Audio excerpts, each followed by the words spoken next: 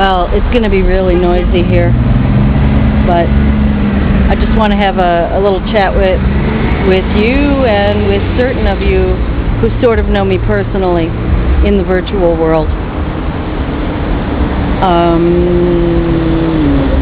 It is a Thursday afternoon. It's April 25th, and I'm in Saint-Denis, France. I'm waiting for a bus, and I just had a big meeting, which started very, very late. I would say a good hour late, and ran very late, but I'm not going to bill them for the time. I'll just bill them for the 2 hours it was supposed to take. And I tell you, if you're dealing with psychos in business, psychos at the workplace, it's what they call harcèlement moral au travail here in France. I recommend that you look at, there are a lot of very good clips on the internet, on YouTube, for example, about, psychos in the workplace. And believe me, I've been there, I've been through that. This isn't the first time, and this isn't the first country that I've had to deal with this in. But, dealing with it over here in France has been a big headache because I don't know the laws over here and the procedures and everything. No, I don't want that fuss. Maybe I'll ask him though if the 253 is going to come. Bonjour monsieur, est-ce que le 253 va arriver? Le 253, ça passe par ici? Okay, merci. Yeah, because sometimes when traffic is bad, it skips this stop. I don't want to be stuck here for eternity. It's hot outside. Yeah, look at the clips on YouTube and try not to do self-destructive things like drink alcohol or take drugs or, look after your health. It's really, really horrible and hard to go through. Try to inform yourself, and even if you are in your own country and you think you know what the laws are, maybe you don't know, and it might be a good idea for you to do some research and make sure that you really understand what the laws are in your state or wherever you are, because they do change.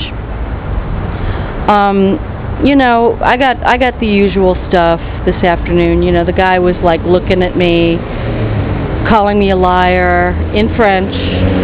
When I told him politely that he was speaking too quickly, he was denying that, and he said, "Oh, you always say that.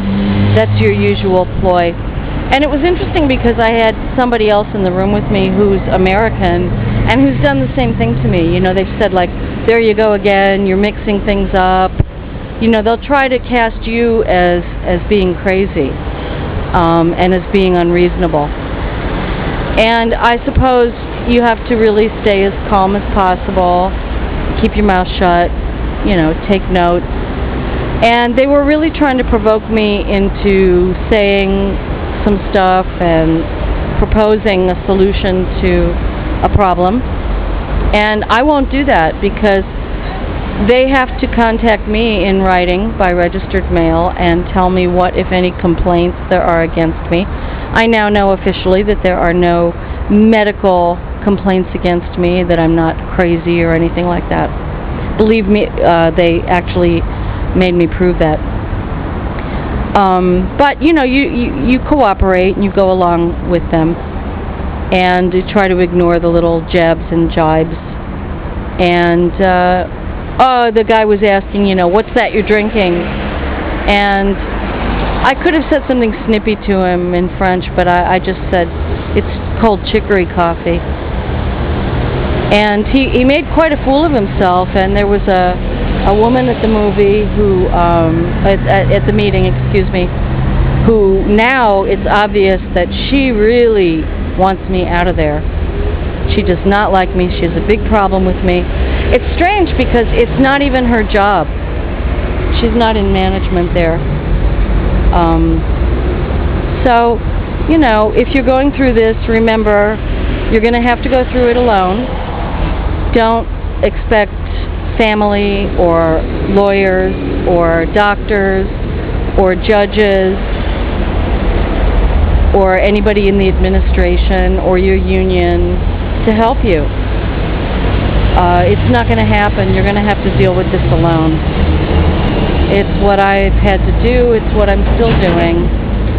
And if you really just throw in the towel and say, this isn't worth it, I'm getting out of here, I don't know. I don't recommend that, because you're probably going to have to face it again, you know, just when things get really bad. I remember years and years ago here in France, I was getting sexually harassed at the workplace in writing, you know, hard copy in my hand, and I wasn't the only victim.